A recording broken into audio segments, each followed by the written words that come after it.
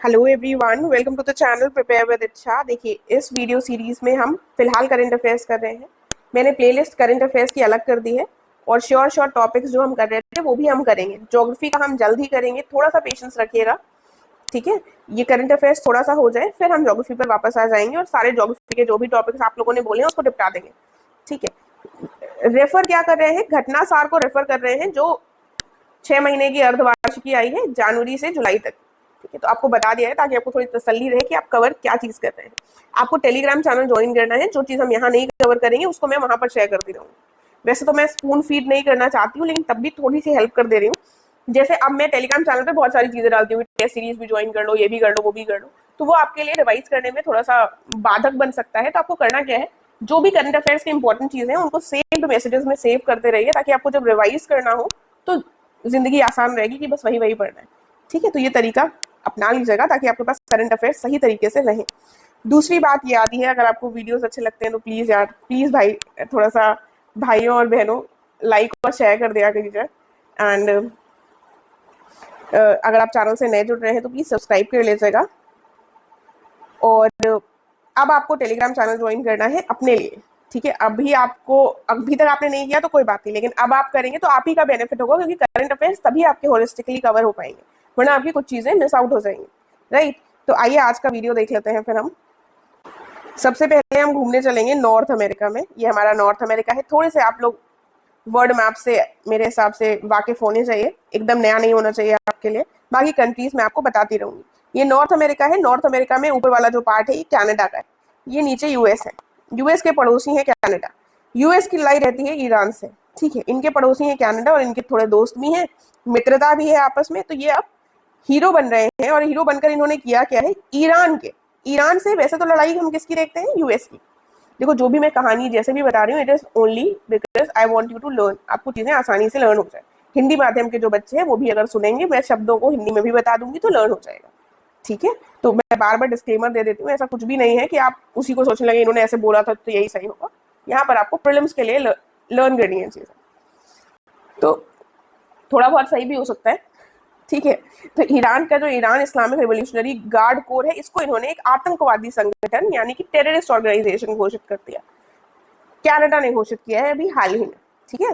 तो इन्होंने यूएस की चमचागिरी करते हुए ईरान के एक ऑर्गेनाइजेशन को टेररिस्ट ऑर्गेनाइजेशन घोषित कर दिया, ठीक है। उसके बाद हम आ जाते हैं अब यूरोप में। यूरोप है ये हमारा। यूरोप में ये वाला जो इधर दिख रहा है ये हमारा पड़ता है फ्रांस, ठीक है। फ्रांस के पेरिस में पहली इंडियन आईटी कंपनी जो है टीसीएस, इसने क्या किया, इसने पहला ह्यूमन सेंट्रिक एआई सेंटर बनाया है। तो टीसीएस को, जो टीसीएस में बहुत लोगों को रिक्रूट करते हैं भारत में, तो अब भारत में रिक्रूट कर कर टीसीएस थक गया था, तो इसने कहा हम पेरिस में जाकर एक ह्यूमन सेंट्रिक एआई सेंटर बनाएंगे। अब हमको एआई सेंटर की जरूरत है, तो टीसीएस भारत में रिक्रूटमेंट को रोककर वहां जाकर पेरिस में क्या कर रहे हैं, एआई सेंटर बना रहे हैं, ठीक है। फिर ये हो गया हमारा फ्रांस। ये आता है फिर हमारा इटली। ये लंबा लंबा जो दिख रहा है ये हमारा इटली है, और इटली में हुई थी G7 समिट। अब आप लोगों ने जरूर सुना होगा, वो मीम्स तो जरूर देखे होंगे ना, जब जॉर्जिया मेलोनी जो प्राइम मिनिस्टर है इटली की, और मोदी जी के बहुत सारे मीम्स वायरल हुए थे, ठीक है। तो वो जरूर देखा होगा। तो वो जो फोटो उन लोगों की आई थी अभी हाल ही में, वो कब की फोटो थी, G7 समिट हुई थी, क्योंकि G7 में मोदी जी भी पार्टिसिपेट करने गए थे, राइट। अब ये G7 के कंट्रीज कौन से, उनको एक बार जल्दी से रिवाइज कर लेते हैं। देखो, G7 में आता है ये कनाडा, यूएस, फिर यूरोप के। यूरोप इतना छोटा सा है, लेकिन यहाँ पर इसका फ्रांस भी आ जाएगा, जर्मनी, इटली में तो हुई थी वही हो गए, और यहाँ पर ये यूके। तो ये 4 कंट्रीज यूरोप के हो गए। एक हुआ जापान। तो एशिया का कितना कम रिप्रेजेंटेशन है ये मैप से देख सकते हैं। एक छुटंके से यूरोप से कॉन्टिनेंट में 4 कंट्रीज हैं। नॉर्थ अमेरिका के ये मेजर दोनों है, और यहाँ पर हमने सिर्फ एशिया के जापान को लिया है। तो ये G7 कंट्रीज है। उसके बाद थोड़ा सा इसके बारे में हम और देख लेते हैं। देखिए, आप लोग जैसे पूछते हैं, किसी बच्चे ने पूछा था कि हम वन लाइनर ही कर रहे हैं, बाकी हम स्टेटमेंट आ जाएगा तो ऐसे करेंगे, तो वो भी हम कवर करेंगे। अब G7 से रिलेटेड स्टेटमेंट आ जाएगा तो वहां पर मैं कुछ पॉइंट्स बता दूंगी, यहाँ पर नहीं लिखा है लेकिन अभी मैं बता रही हूँ। जैसे ये 1975 में बना था। 1973 में सबसे पहले फ्रांस के जो मिनिस्टर्स थे उनके दिमाग में आया कि ऐसा कुछ बनाते हैं, क्योंकि इकोनॉमिक क्राइसिस चल रही है, जरूरत है संगठन की। तो इन्होंने जब इनिशियली बनाया तो इन्होंने बनाया था G6 को, ठीक है। अब G6 में कौन नहीं था, तो ये कनाडा जो ज्यादा आज हीरो बन रहे हैं, इनको नहीं लिया गया था। तो 1976 में इनको लिया गया, ठीक है, 1976 में कनाडा को जोड़ा गया था, राइट। एक पॉइंट पर 1997 में आकर रशिया भी जुड़ गया था, ठीक है, रशिया भी G7 का हिस्सा हो गया था। तो वो G7 क्या हो गया था, G8 हो गया था, क्योंकि एक ग्रुप है, जी का फुल फॉर्म क्या है, ग्रुप 8 लोगों का हो गया था। 97 में रशिया को जोड़ लिया था, लेकिन फिर रशिया ने थोड़ी सी खुराफात करी और 2014 में आकर इन्होंने क्राइमिया पर कब्जा कर लिया। तो जब इन्होंने क्राइमिया पर कब्जा कर लिया तो बाकी ये गुस्सा हो गए, इन्होंने गुस्सा हो गए तो इनके पास क्या था, कुछ कर नहीं सकते थे, इन्होंने कहा इस ग्रुप से ही निकाल दो, ठीक है। तो 2014 में क्राइमिया को एनेक्स करने के बाद रशिया को ग्रुप से निकाल दिया था और फिर से वो क्या हो गया, G7 हो गया, ठीक है। ये थोड़ा सा इसका बैकग्राउंड था। और जो अभी इस बार समिट हुई है, हर साल ही होती है, इसका कोई हेडक्वार्टर नहीं है, जितने मेंबर्स हैं रोटेशन में होती रहती है। ये 50वीं समिट थी। तो जॉर्जिया मेलोनी कितने साल की है, 50 साल की, ठीक है। मुझे नहीं पता कितने साल की है, लेकिन याद रखना 50 साल की है। तो उन्हीं के देश में ये समिट हुई थी। अगली जो 51वीं समिट होगी G7 की, वो कनाडा में होगी, ठीक है। उसके बाद मोदी जी गए थे पार्टिसिपेट करने, ये इंपॉर्टेंट है। यूरोपियन यूनियन टाइप के जो ऑर्गेनाइजेशन हैं वो भी इसमें पार्टिसिपेट करते हैं। जब पार्टिसिपेट करते हैं सब लोग मिलेंगे तो सिर्फ फोटो ही नहीं खिंचवाते, कुछ बातें भी करते हैं। बातें किस पर करेंगे, बातें उन चीजों पर करेंगे जो चीजें वैश्विक महत्व की होंगी, यानी कि ग्लोबल लेवल पर जो इंपॉर्टेंस रखती होंगी। जैसे अब यूक्रेन रशिया का वॉर, इसराइल हमास का वॉर, ठीक है। तो ये वाली चीजों पर थोड़ा डिस्कस करते हैं, क्लाइमेट चेंज पर बातें करते हैं, लेकिन ऐसे सिर्फ प्लान्स ही बनाते हैं, कुछ ऐसा कॉन्क्रीट कर नहीं पाते, क्योंकि सबके अपने अपने पर्सनल हित होते हैं, ठीक है। बाकी एनालिसिस हमारे लिए मेंस के पॉइंट ऑफ व्यू से इंपॉर्टेंट है, वो सब हमको देखना नहीं है। थोड़ा सा हमने देख लिया। 50वीं समिट थी, इटली के पुगलिया में हुई थी। कहाँ हुई थी, पुगलिया, राइट। कोई भी चीज पढ़ रहे हो तो वो कौन से नंबर की है, ये बहुत इंपॉर्टेंट है, कौन सा एडिशन है उसका, ये पूछ लिया जाता है, ठीक है। इटली का देख लिया, G7 हो गई। फिर यहाँ पर देखो, ये है हमारा नीदरलैंड, छोटू सा नीदरलैंड का रोटरडैम, इसका नाम जरूर सुना होगा, यूरोप का सबसे व्यस्त बंदरगाहों में से है, ठीक है। यहाँ पर क्या हुई, hydrogen summit, world hydrogen summit कहाँ पर हुई, रोटरडैम नीदरलैंड में। उसके बाद यूक्रेन, ये हमारा यूक्रेन पड़ता है रशिया के जस्ट बगल में, रशिया से इनका वॉर चल रहा है। इतने लोगों को इन्होंने यहाँ पर लगा दिया है कि इनके पास लोग ही नहीं बचे हैं, इसलिए मानव रहित सेना प्रणाली। तो अब मानव रहित, मानव बचे नहीं है, तो अब इनको रोबोटिक सेना प्रणाली सिस्टम स्टार्ट करना पड़ रहा है। तो इसमें कुछ ऐसा खास लर्न करने वाला नहीं है, ये आपको याद रहेगा, ठीक है। अब थोड़ा इधर आ जाते हैं, एशिया में आते हैं। एशिया का हमारा ये पड़ता है यूएई। यूएई की कैपिटल क्या है, आबू धाबी। आबू धाबी में प्राइम मिनिस्टर गए थे और प्राइम मिनिस्टर ने एक हिंदू टेम्पल इनॉग्रेट किया था, बैप्स मंदिर, ठीक है। ये पहला हिंदू टेम्पल है किसी ऐसे यूएई में, और किसी मुस्लिम कंट्री में हिंदू टेम्पल का inauguration specially by the prime minister becomes very very important, ठीक है। ये न्यूज है फरवरी की, 14 फरवरी को इन्होंने वैलेंटाइंस डे वाले दिन इनॉग्रेट किया था, राइट। तो ये जो मंदिर है, सबसे पहले इसको सबसे पहली बार इसकी बात की गई थी, इसको एनविजन किया गया था, इसके बारे में विचार किया गया था प्रमुख स्वामी महाराज के द्वारा, जो एक स्पिरिचुअल लीडर है इसी बैप्स संस्थान के, ठीक है। अब ये बैप्स का फुल फॉर्म क्या है, तो ये देख लो, ये फुल फॉर्म है बोचा सनवासी श्री अक्षर पुरुषोत्तम स्वामी नारायण संस्थान, ठीक है।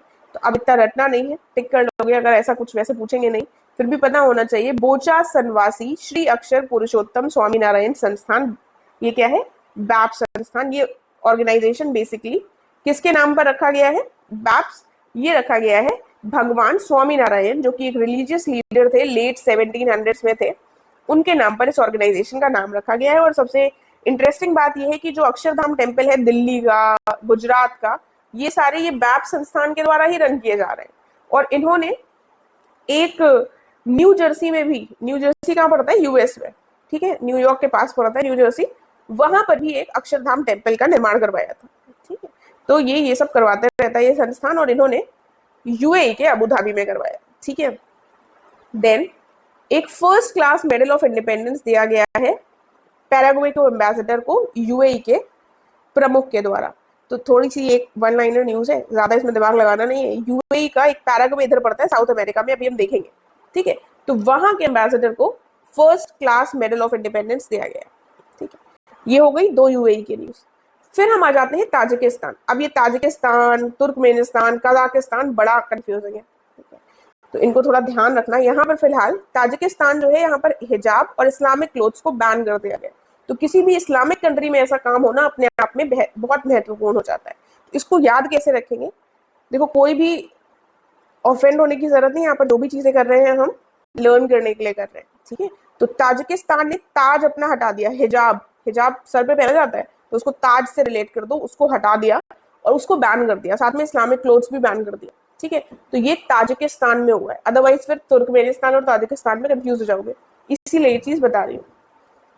फिर आ जाते हैं अपने भारत के पास।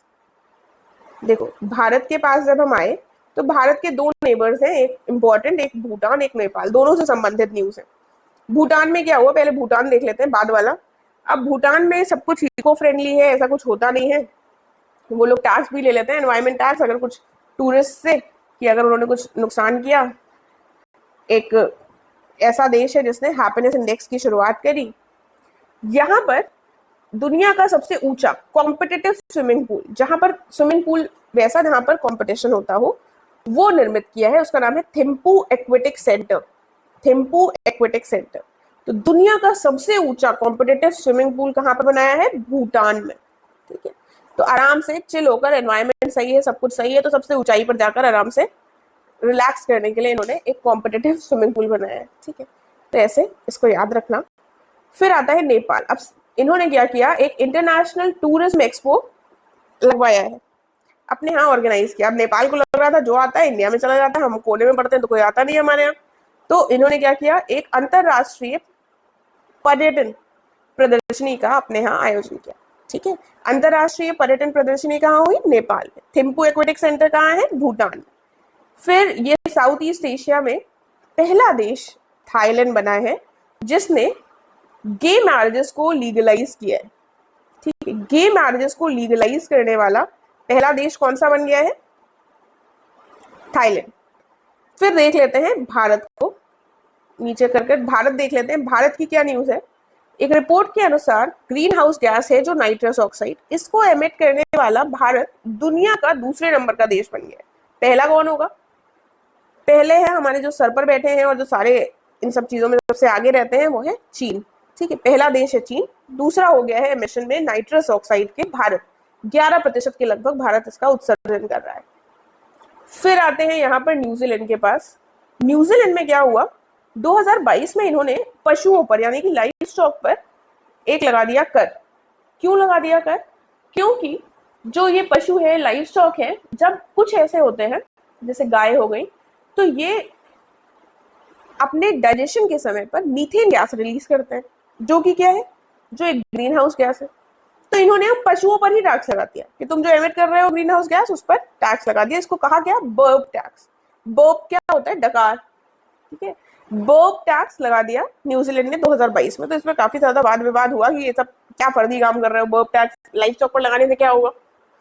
तो इसको फाइनली न्यूजीलैंड ने समाप्त कर दिया, ठीक है। तो हमारे लिए थोड़ा सा रेलेवेंट हो जाता है। चलो, अब हमने यहाँ देख लिया, अब हम चलेंगे साउथ अमेरिका में। साउथ अमेरिका में ये पतला सा चिली देश है। चिली देश में क्या हुआ, टोक्यो की यूनिवर्सिटी आई और इन्होंने एटाकामा जो डेजर्ट है, यहाँ पर टोक्यो एटाकामा लेबोरेटरी बनाई, जो कि दुनिया की सबसे ऊंची लेबोरेटरी हो गई है, ठीक है। सबसे ऊंची लेबोरेटरी हो गई है। देन अब ये पेंटानल क्या है? ये ट्रॉपिकल वेटलैंड है, ठीक है। उष्णकटिबंधीय आर्द्र भूमि क्षेत्र है, दुनिया का सबसे बड़ा। और ये सिर्फ ब्राजील में नहीं है, इसके बगल बगल में ये बोलीविया और पैराग्वे, बीपी लिखा हुआ है, बोलीविया और पैराग्वे, इसमें भी विस्तृत है, ठीक है। ये हमारा ज्योग्राफी के पॉइंट ऑफ व्यू से इंपॉर्टेंट हो जाएगा।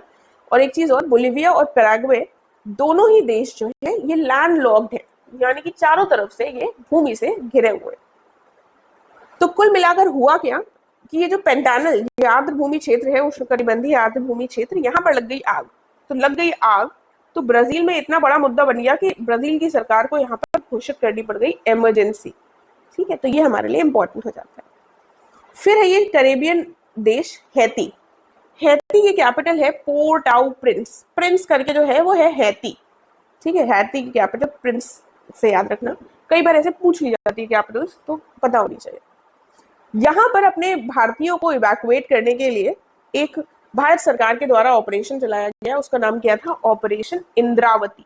हैती में भी ई आ रहा है और इंद्रावती में भी ई है, इस तरीके से थोड़ा याद कर सकते हैं। ज्यादा डिटेल में जाना नहीं है, हैती कोई ऐसा इंपॉर्टेंट देश है नहीं, बस ऑपरेशंस पूछ लिए जाते हैं तो हमको पता होना चाहिए कि ऑपरेशन इंद्रावती कहाँ चला है, हैती में। ठीक है, देखिए फिर से आप जल्दी से सब रिवाइज कर लेते हैं। कनाडा दादा बन रहे थे तो इन्होंने करा क्या, ईरान के इस्लामिक रिवोल्यूशनरी गार्ड्स कोर जो है ग्रुप को टेररिस्ट ऑर्गेनाइजेशन घोषित कर दिया। फ्रांस में first Indian IT company TCS ने पेरिस में ह्यूमन सेंट्रिक एआई सेंटर बनाया। इटली में G7 समिट हुई। रोटरडैम नीदरलैंड में वर्ल्ड हाइड्रोजन समिट हुई। यूक्रेन में मानव रहित सेना प्रणाली विकसित हुई। ठीक है, यूएई में 2 चीजें हुई है, अबू धाबी में बैप्स हिंदू मंदिर का उद्घाटन हुआ और पहला first class medal of independence Paraguay के एम्बेसडर को दिया गया। ठीक है, ताजिकिस्तान ताज थोड़ा सा हटा दिया, हिजाब और इस्लामिक क्लोथ्स को बैन कर दिया। ठीक है, भूटान ने रिलैक्स करने के लिए एकदम सब कुछ एनवायरमेंट फ्रेंडली है, चिल करो, टॉप पर जाकर स्विमिंग पूल बना दिया। ठीक है, कंपटीशन के लिए थिम्पू एक्वेटिक सेंटर। नेपाल ने कहा हमारे यहाँ टूरिस्ट ही नहीं आ पा रहे, सब इंडिया चले जाते हैं, तो हमें इंटरनेशनल टूरिज्म एक्सपो लगाएंगे। थाईलैंड साउथ ईस्ट एशिया का पहला देश बन गया है जिसने क्या किया, गे मैरिज यानी कि समलैंगिक विवाह को मान्यता दे दी। भारत ने क्या किया, भारत में green house gas nitrous oxide के उत्सर्जन में भारत की रैंक क्या है, दूसरी रैंक है, 11% उत्सर्जित करता है। सबसे ज्यादा उत्सर्जन चीन कर रहा है। न्यूजीलैंड कुछ न्यू करते रहते हैं, नए नए काम करते रहते हैं, तो इन्होंने क्या कर दिया था, एक बर्प टैक्स लगा दिया था। बर्प टैक्स लगा दिया था 2022 में, फाइनली इनको समाप्त कर दिया। ब्राजील में पेंटानल जो कि एक ट्रॉपिकल वेटलैंड है, उष्ण कटिबंधीय आर्द्रभूमि, दुनिया की सबसे बड़ी, वहां पर आग लग गई थी तो ब्राजील को वहां पर इमरजेंसी घोषित करनी पड़ी। चिली में टोक्यो से आकर यहाँ पर लेबोरेटरी स्टैब्लिश करी टोक्यो यूनिवर्सिटी के लोगों ने, तो टोक्यो अटाकामा लेबोरेटरी जो कि दुनिया की सबसे ऊंची लेबोरेटरी हो गई है। ठीक है, हैती में कौन सा ऑपरेशन सरकार ने चलाया अपने इंडियंस को इवैक्यूएट करने के लिए, ऑपरेशन इंद्रावती। ठीक है, तो आई होप सब कुछ लर्न हो गया होगा, नहीं लर्न हुआ है एक बार फिर से वीडियो देखिएगा, लर्न हो जाएगा, इतनी कोई टेंशन की जरूरत नहीं है, 1-2 बार सुन लोगे तो चीजें याद हो जाएंगी। प्लीज लाइक और शेयर करना मत भूलेगा। और अगर आपका कोई भी क्वेश्चन हो तो आप पूछ सकते हैं, टेलीग्राम चैनल ज्वाइन कर लीजिएगा, अब वो आपके लिए बेनिफिशियल रहेगा। Thank you so much.